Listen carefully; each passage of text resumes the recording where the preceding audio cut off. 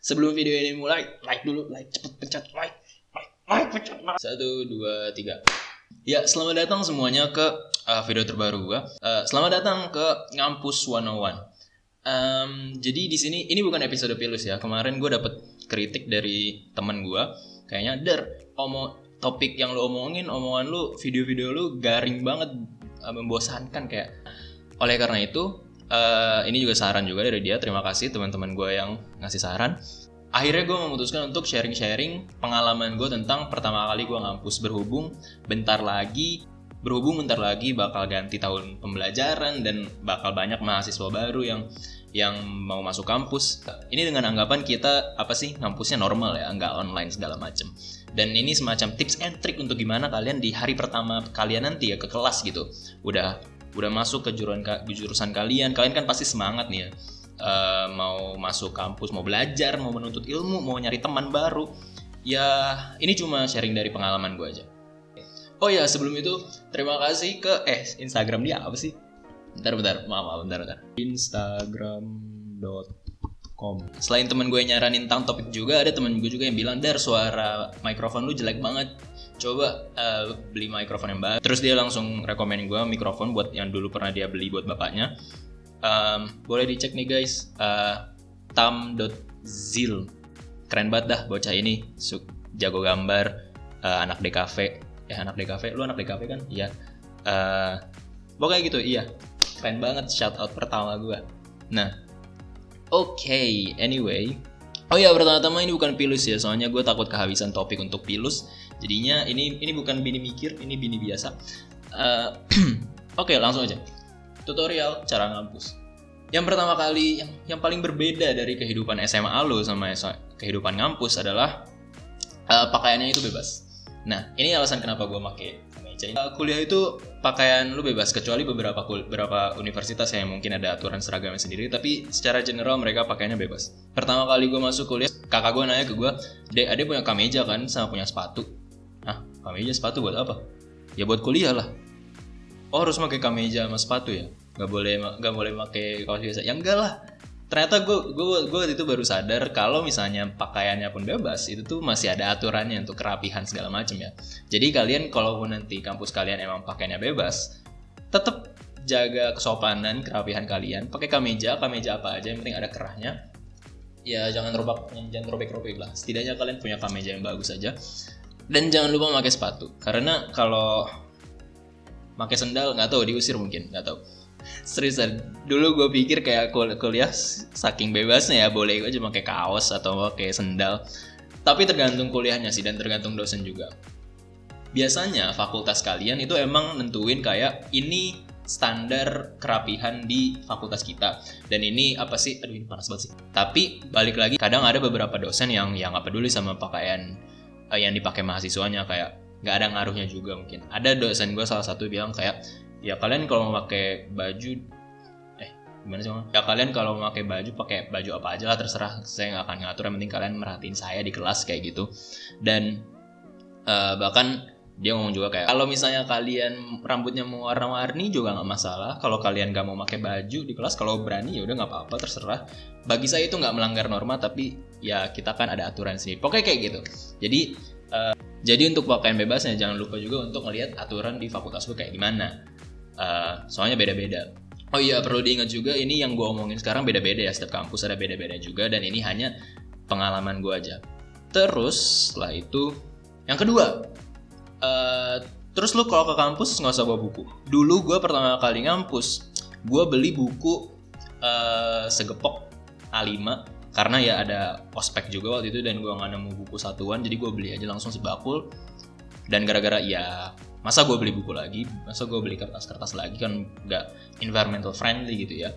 Jadinya gue pakai itu buat kampus, tapi gak keren banget coy. Lu kalau misalnya ke kampus gak usah beli buku, tau gak sih buku yang kampus gitu, yang tulis buku, pokoknya yang buku biasa lah, buku biasa. Itu gak usah beli buku biasa. Lu beli aja binder yang warna-warni, kayak yang ada gambarnya, kayak yang ada gambar aliennya, kayak yang ada yang transparan, kayak pokoknya lu beli aja binder yang lu suka dan nyatetnya di situ aja. Soalnya ntar enak, tinggal filingnya gampang. Jadinya lu tinggal nentuin aja ini matkul apa, nggak usah banyak-banyak bawa buku segala macem.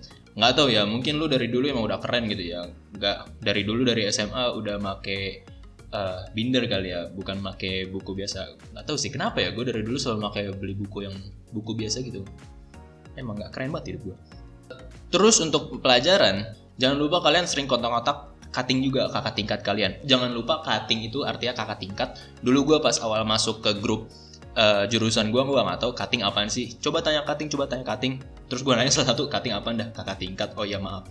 Nah, terus jangan lupa tanya-tanya ke mereka, tanya-tanya cutting mereka. Kayak kalau misalnya ada senior lu dulu di SMA yang masuk kampus yang sama ke lu, tanya-tanya aja. Spesifiknya tanya soal dosen, tanya soal matkul, tanya soal dosen-dosen di jurusannya kayak gimana, matkulnya itu yang penting apa aja. Emang nanti dijelasin sih pas kalian ospek biasanya ya. Tapi lebih enak lagi kalau langsung dapat opini dari cutting kalian yang udah berpengalaman setahun sebelum kalian misalnya. Dia kan langsung mengalami gitu ya. Nah, jadinya tanya aja soal dosen kayak, bang, kak, mbak, ini misalnya dosen yang kiranya serem itu siapa aja yang harus aku turutin banget gitu. Soalnya dosen-dosen di kampus itu beda-beda kayak mungkin sama aja kayak di SMA lu, tapi karena karena nilai di kuliah itu lebih tergantung ke dosen ya. Jadinya kita lebih harus nurut ke dosen aja, kayak dosen ini karakternya kayak gimana dan kita ikutin aja flow-nya, karena ya nilai kita tergantung dia juga. Jangan asal-asalan. Tapi ini terserah lu sih, kalau lu mau rebel dan mau ya udah gue nggak mau diatur hidup gue, ya udah terserah lu mau kayak gimana. Tapi saran gue ikutin aja dosen lu sifatnya kayak gimana, karakternya seperti apa, lu konform aja kayak lu ikutin aja kata-kata dia. Terutama dosen-dosen yang strict banget di kelas. Ada dosen yang dia itu bahkan kita gerak aja itu bisa dimarahin. Ada juga yang kalau kita mau duduk di meja juga nggak masalah. Contohnya gue semester 1 ada dosen yang masuk kelas langsung bawa kopi, sorry rek ketiduran, terus dia langsung duduk di meja langsung cerita. Tapi ada juga yang hari pertama itu langsung ngasih tahu aturannya apa. Kalau kalian telat saya nggak mau tahu, tapi kalau saya telat kalian harus nungguin saya. Pokoknya gitu. Ada karakter dosen-dosen itu beda-beda dan kita harus pinter adaptasi aja, harus pinter ngatur diri kita untuk ngadepin dosen yang kayak gimana, seperti apa, dan ya ikutin aja cara main mereka gitu ya. Soalnya ya mereka lebih tua dan harus kita hormati, dan kita juga menuntut ilmu dari dia kan. Dan ya jangan culangung lah, jangan sok-sokan. Lu udah diajarin sama mereka tapi gak mau dengerin mereka, ya gimana lah ya, tahu diri dikit lah. Oh ya, sama kalau misalnya kalian mau ambis ya, mau IPK 4,5 gitu, coba aja minta bahan bacaan ke cutting-cutting kalian. Mereka pasti punya soalnya. Oh iya, sama tips itu juga, kalau misalnya kalian punya bahan bacaan, punya bahan referensi, itu jangan pernah dibuang. Kalau misalnya PDF disimpan, bikin file sendiri, atur file kalian, tugas kalian itu atur, bahan referensi kalian atur di file kalian, di file Explorer kalian itu atur, pokoknya intinya atur. Itu soalnya bakal kepake, kayak mungkin gak semuanya kepake, tapi ada aja kadang lu harus bikin, terutama kalau misalnya lu kayak gue ya ke Fakultas Ilmu Sosial Ilmu Politik, itu pasti lu bakal sering disuruh bikin paper tentang studi kasus inilah, studi kasus itulah, dan lu pasti bakal harus nyari referensi-referensi, terus sering nyari intinya. Dan kadang referensi yang dulu pernah kita pakai itu berguna juga untuk yang bakal kita buat di semester-semester depan. Jadi simpen referensi kalian di file tertentu. Kalau misalnya fisik, ya simpenlah, jangan sampai basah, jangan sampai apa, kayak gitu. Nah, terus yang paling penting di kuliah ini, kalian itu yang bertanggung jawab ke pendidikan kalian. Kalau misalnya kita pas SMA itu masih didorong-dorong sama guru, sama kepala sekolah, sama BK. Kalau di kuliah ini enggak. Kalian udah dianggap dewasa. Gua nggak tahu ya kalau lu di SMA lu beda atau gimana. Tapi kalau di kuliah ini kalian udah dianggap dewasa dan bertanggung jawab pada diri kalian sendiri. Dan jadinya relatifnya, generalnya itu kalian bertanggung jawab kepada pendidikan kalian sendiri. Jadi soal nilai itu kalian, ya pokoknya itu tugas kalian memastikan gimana kalian nilai bagus terus, dan pokoknya bisa ngatur waktu. Jadi intinya ngatur waktu itu kalian sendiri yang ngatur, karena orang-orang pasti bakal beda-beda kegiatannya. Gak kayak SMA di mana lu punya satu geng yang kayak selalu sama aja terus kerjaannya. Kalau kuliah enggak.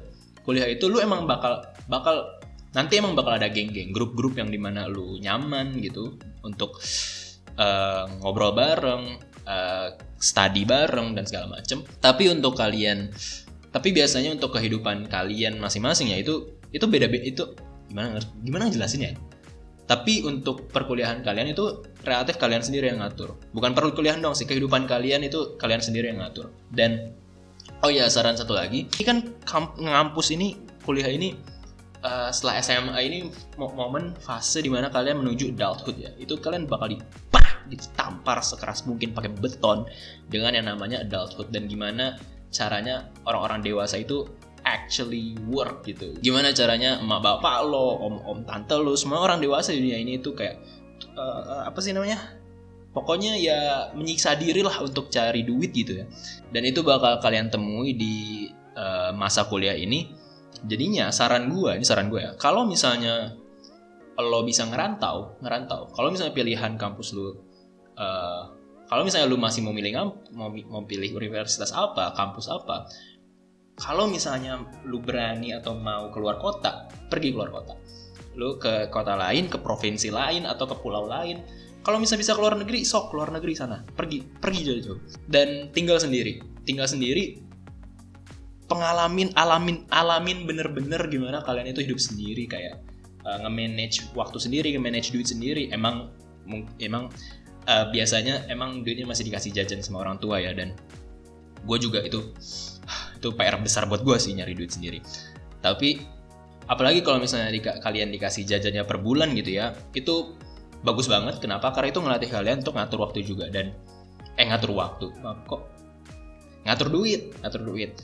duit juga. Dan itu penting banget karena itu salah satu hal penting juga yang kalian pelajari di hidup sendiri ya. Kalau misalnya di kota lain, kalau misalnya kalian kampus tetap di kota yang sama, tetap di dekat rumah kalian, kalau misalnya lu mampu, coba minta ngekos dekat kampus misalnya. Coba minta hidup sendiri deh. Gak apa-apa, mungkin lu seminggu sekali pulang ke rumah, itu gak apa-apa. Tapi menurut gue ya, hidup sendiri, ngontrak, bahkan ngerantau, itu tuh penting banget untuk lu menemukan jati diri lu kayak gimana. Lu menemukan gimana cara lu hidup sendiri gitu, berjuang sendiri gitu tanpa bantuan orang lain. Memang masih tergantung sama orang tua, tapi ya intinya gitu. Dan terus berhubung lu bakal terus sendiri ya, lu bakal hidup sendiri, harus dipaksa mandiri, cari teman. Di hari pertama lu kalau bisa lu cari teman, karena itu sangat membantu. Kenapa? Contohnya gue, dulu pertama kali gue masuk grup jurusan, itu tuh gue masuk kan kayak, gue kira ini semua orang bakal belum kenal. Tapi pas gue masuk kayak, lu Septiansyah, weh Budi, kabar men. Mereka langsung kayak gitu. Dan gue bingung kayak, ini orang-orang udah pada best friend aja ya, apa sih ketinggalan, apa gue telat masuk. Dan gue gak ngerti kan. Terus mereka ospek juga ada ngajak ngerjain bareng, dan gue nggak tahu prosedurnya kayak gimana kan. Gue bukan tipe yang gampang bikin teman baru gitu ya, bukan tipe yang gampang SKSD.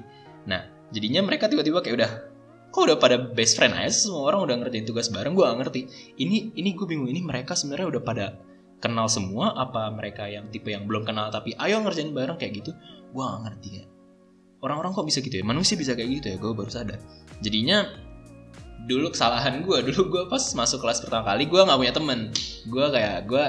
Orang-orang tuh kayak, weh apa kabar men, pak mereka udah pada best friend banget kayak. Terus kayak gue bingung kayak, oh gue telat kali atau gue nggak ada teman aja kayak. Pokoknya gitulah, pokoknya cari teman aja, karena itu sangat membantu kayak.